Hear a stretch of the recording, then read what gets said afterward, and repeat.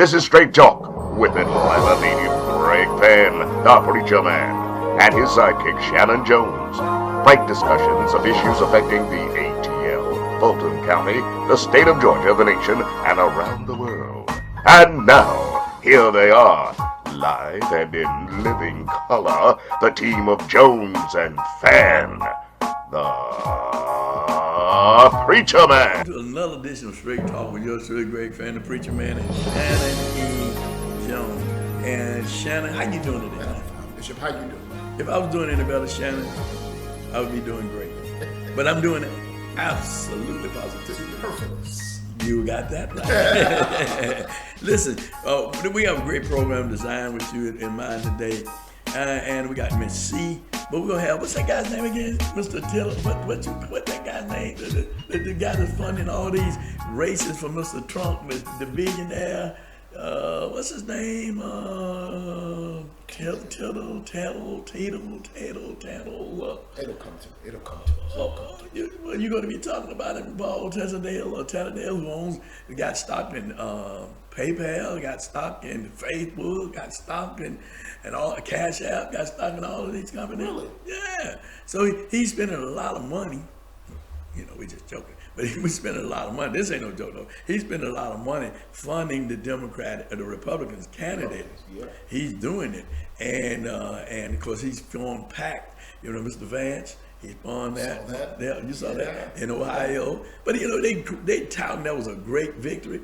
Man, you only got 32% of the vote. So obviously they don't have to have 50 plus 1 in Ohio. Ohio's a different kind.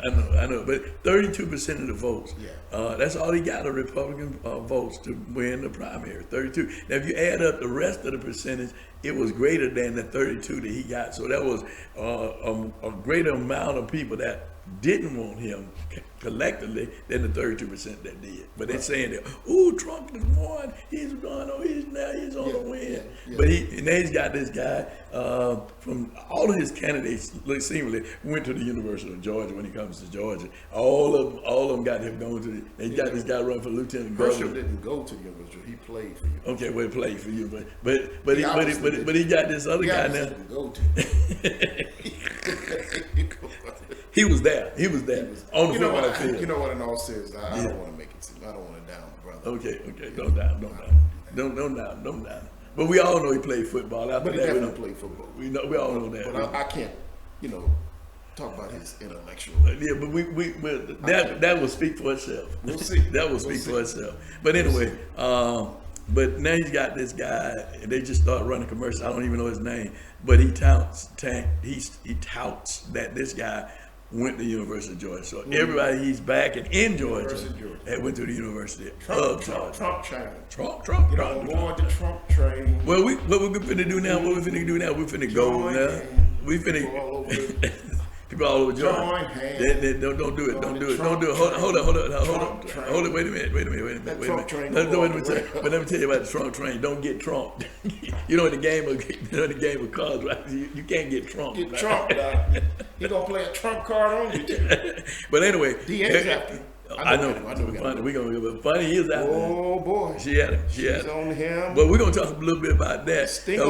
But we got to move on now to hear from Miss C. We're gonna hear from Miss C. Hey, Miss C. And then we'll be back with more rather Miss C talking about the billionaire who's funding all of these campaigns.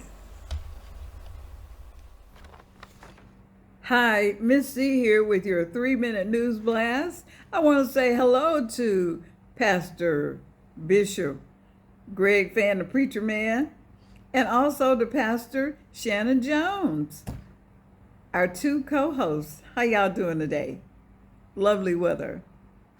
Anyway, the second pastoral anniversary confirmation services celebrating Pastor Marcus Jerkins will be held May 22nd at Resurrection Baptist Church. The 10 a.m. guest speaker will be Pastor Joseph Howard of Metropolitan Baptist Church, and at the 5 p.m. service will be none other than Atlanta's own Pastor Stanley Smith of Greater Fellowship Baptist Church in Decatur. Resurrection Baptist is located at 900 Ednor Road in Silver Springs, Maryland.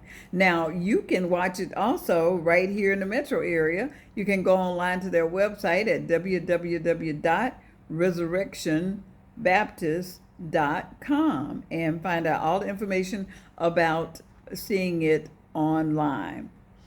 All right, you're invited to the Pastor's Appreciation of Pastor C.J. Oliver of New Grant Chapel AME. That's going to be May 22nd at 2 o'clock. New Grant Chapel is located at 1319 Holcomb Avenue in East Point. All right. Join Francesca Warren of Fulton County School Board for her monthly Fulton County Schools District 4 community meeting. It will be held May 9th from 6 to 7:30 p.m. at Westlake High School in Atlanta. 2400 Union Road is the address. Topics to be discussed include K-8 STEAM schools, redistricting 2022, Code of Conduct revisions, and more. All right, that's going to do it for your Straight Talk News. But listen, I've got 4 things I want you to do, and if I can think of them, I'm going to tell you. And Greg, I'm telling you right now, I can't remember what order, but listen, we want you to share this broadcast. We want you to like this broadcast, and we want you to subscribe to this broadcast. And also, number 4, we want you to leave your comments. Let us know how we're doing. How can we improve? What would you like to hear or see? And we'll do our best to make it happen. And listen, until next time, we'll see you. Bye. All right, well, thank you, Miss C. Thank you, Miss C. Thank you, Miss C. Always on it. Always on it. On it.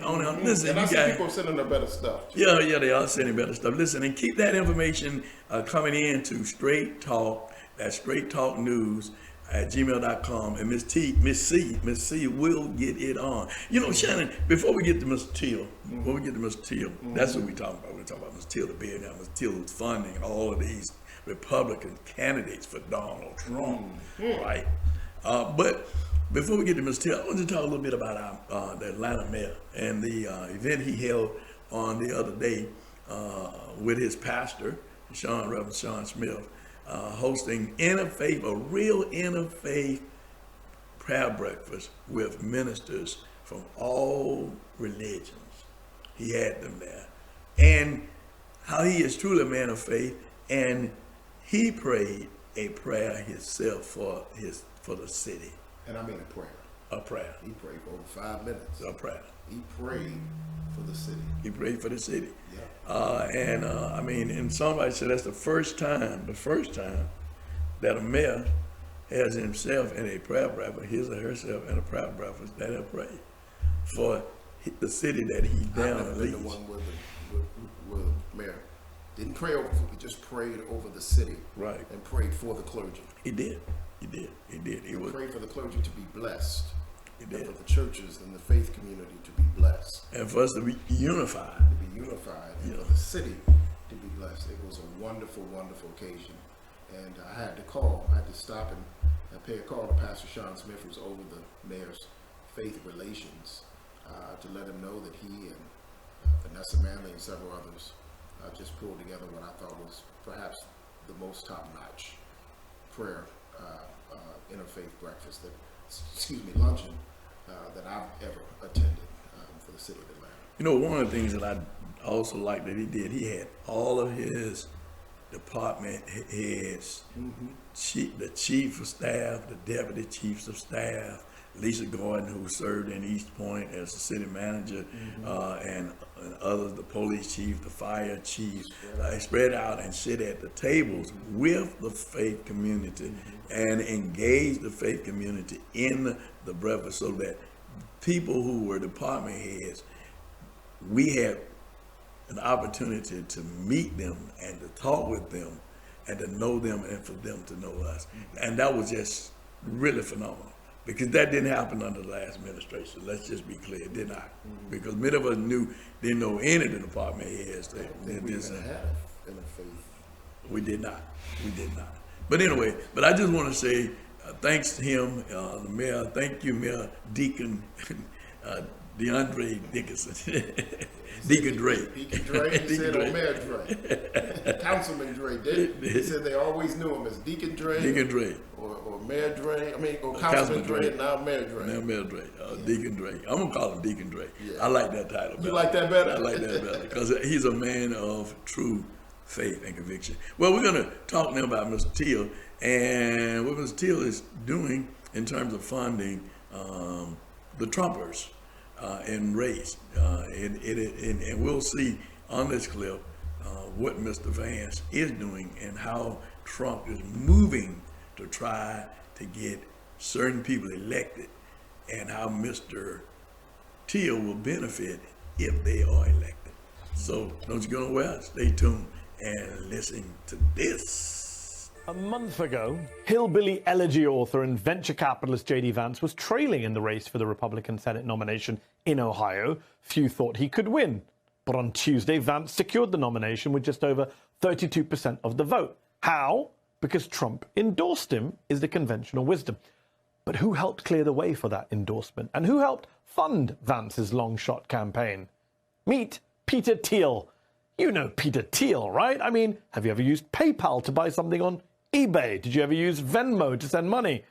If so, you've put cash into the pocket of Thiel, who is thought to be worth several $1 billion and is big in the tech world.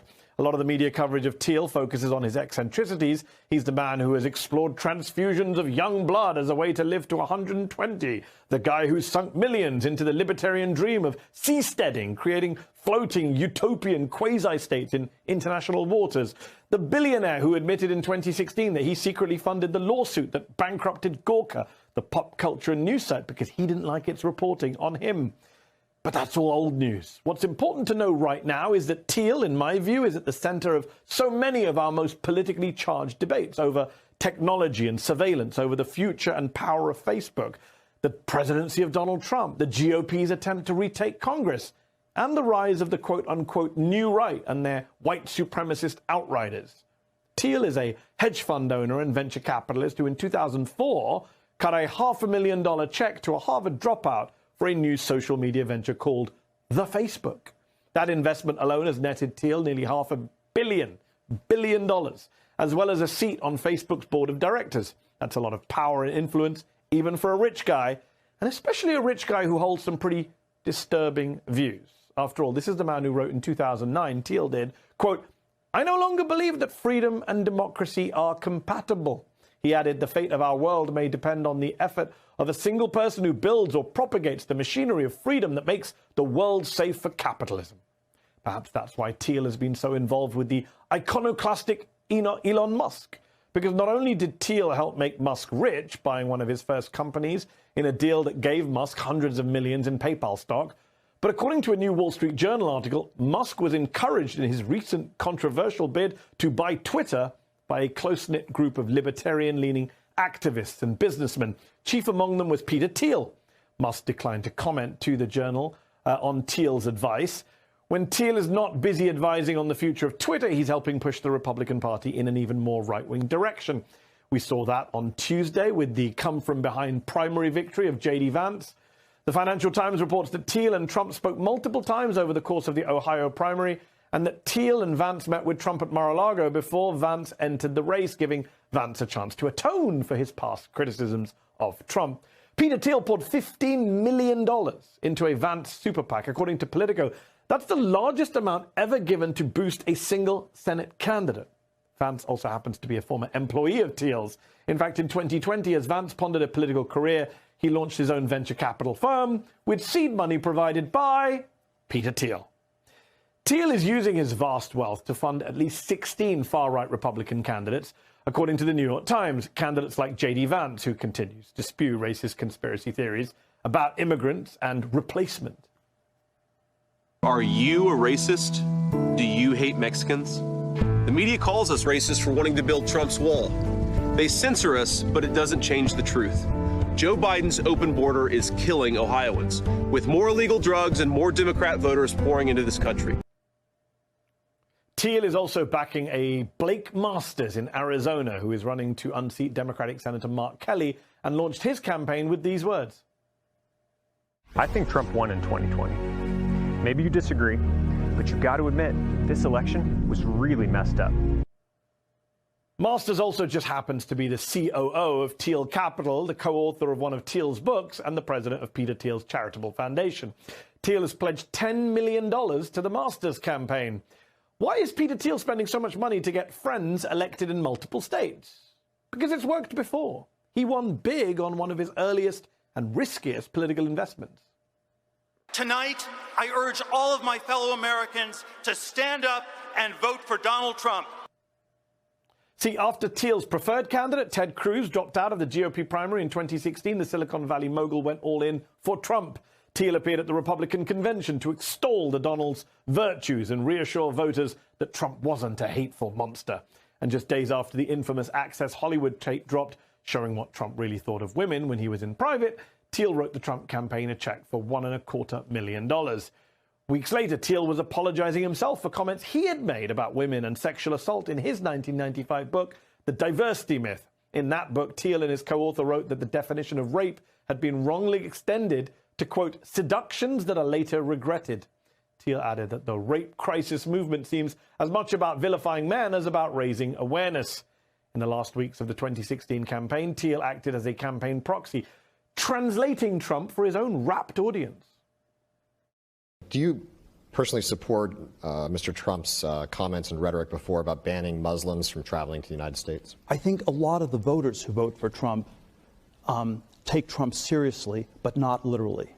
And so when they hear things like the Muslim comment or the wall comment or things like that, it's not, the question is not, are you going to build a wall like the Great Wall of China, or, how exactly are you going to enforce these tests? What they hear is we're going to have a saner, more sensible immigration policy.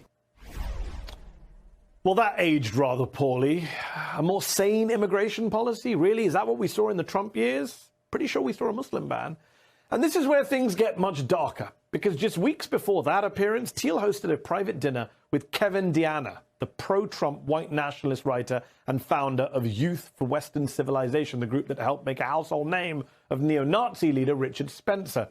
That's according to emails obtained by BuzzFeed News. It was a private dinner with a man who just 3 years earlier had called the creation of an ethno-state, quote, the great dream of the white republic.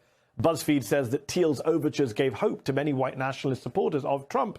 Meanwhile, Thiel himself, according to BuzzFeed, emailed Deanna telling him how much he enjoyed meeting him and asking to meet again. Thiel did not respond to our request for comment on Wednesday. Aside from seeming to share so many of Trump and the far right's views on immigration and gender, what did Thiel actually get out of the Trump administration? Quite a lot. Just look at his other big company, Palantir Technologies, a big data collection firm Thiel founded to fight terrorism after 9/11. The Guardian has called Palantir the big tobacco of the tech world. It's gotten millions from immigration and customs enforcement to help track, arrest, and deport undocumented immigrants. In the first 2.5 years of the Trump presidency, Palantir's government contracts with the DOD, DHS, and even the CDC surpassed those in the last 4 years of the Obama presidency. By the time Palantir went public in 2020, the company was valued at $20 billion. And Peter Thiel, he owns 20% of the stock. Thiel says he wants to get government out of the way. Why then is he making a fortune selling surveillance software to governments and trying to install his friends and employees in the United States Senate? Look, there has always been a case to be made that billionaires, simply by their very existence and their sheer lobbying power, pose a threat to democracy. But how about a proudly pro-Trump billionaire who spends his millions funding candidates who push the big lie, who invites to dinner a self-identified white nationalist, and who has said on the record he doesn't believe in democracy? How about him? Shouldn't we be paying more attention to a billionaire like Peter Thiel? Well, now you know. Now you know.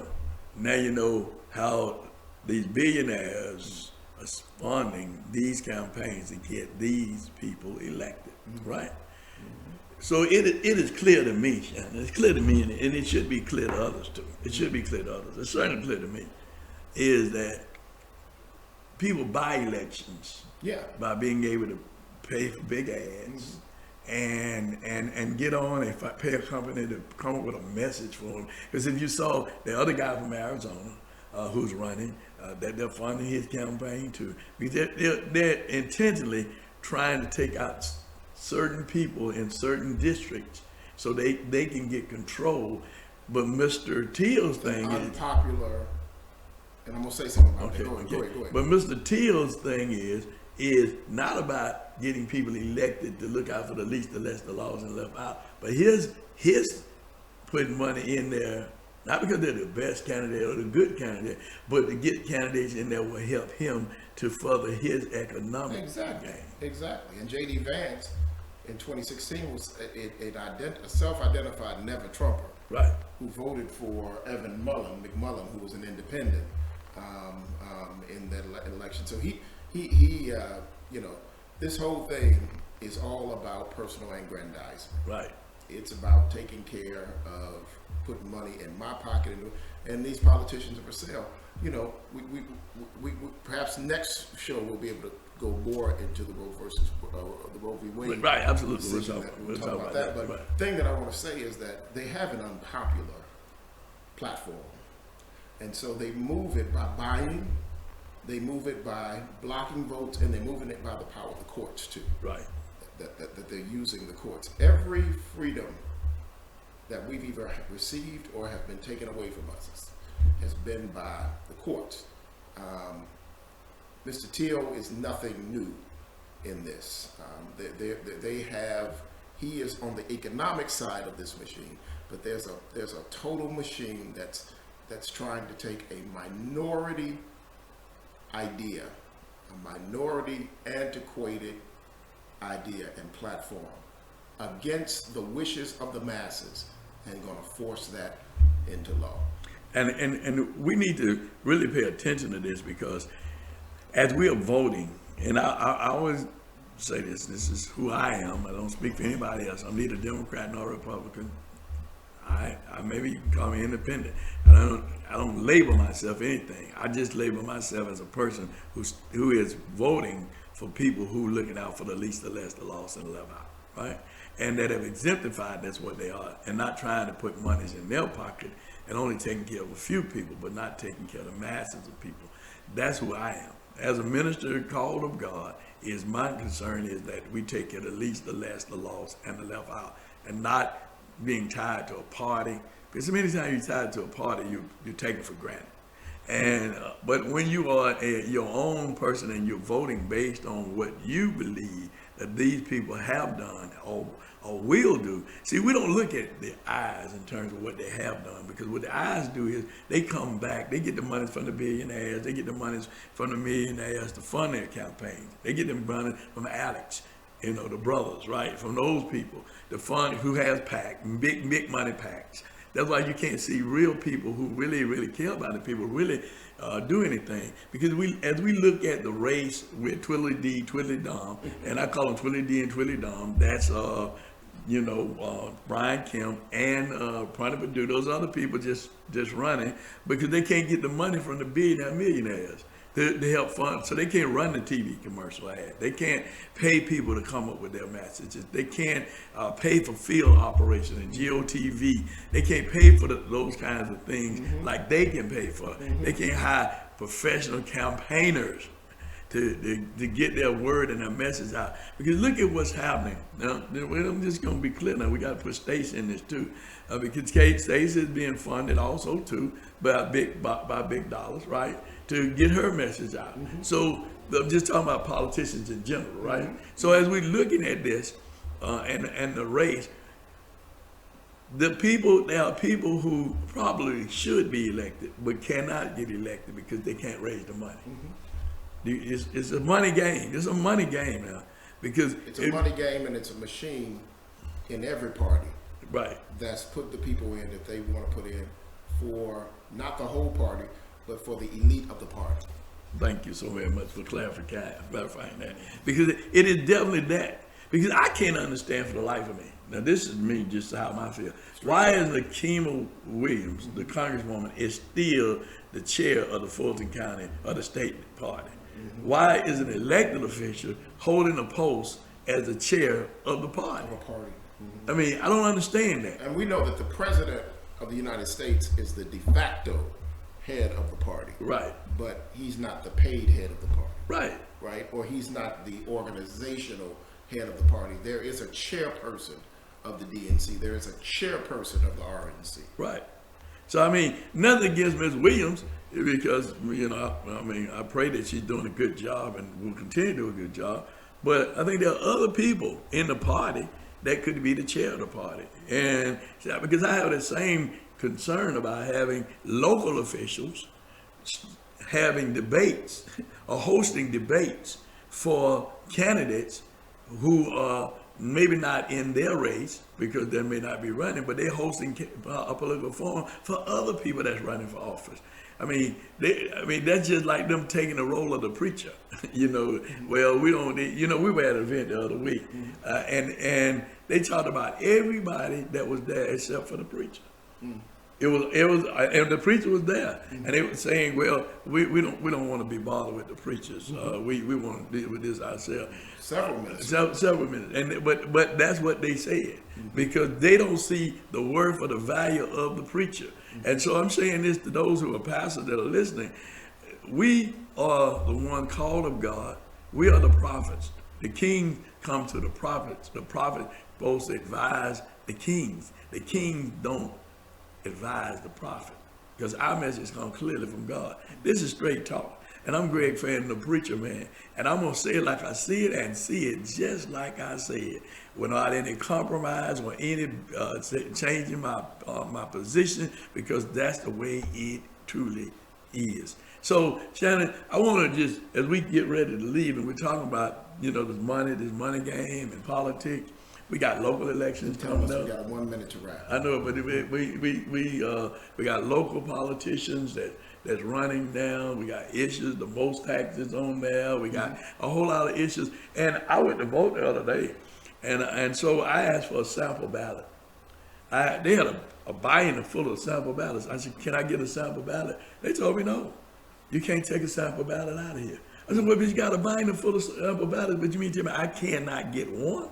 You can't get one. You can see it while you're in here. But I'm going to see it in a few minutes, the ballot in a few minutes when I get ready to vote. So why do I need to stand here and look at the sample ballot when I'm going to go over here and vote? So I won't even have time really to process what's on this ballot, right? And they got all these things and changes and questions and stuff. They don't want you to even see a sample ballot.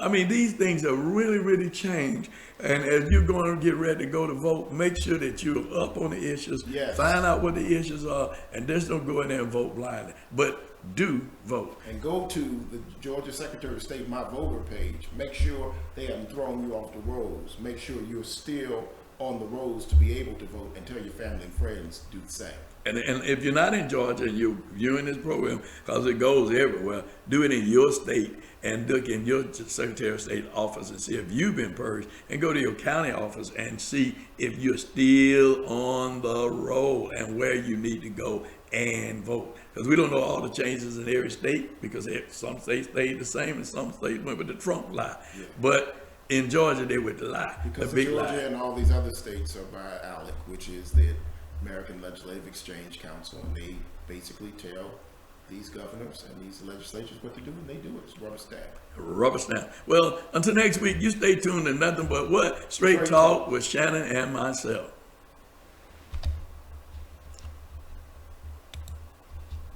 Hey.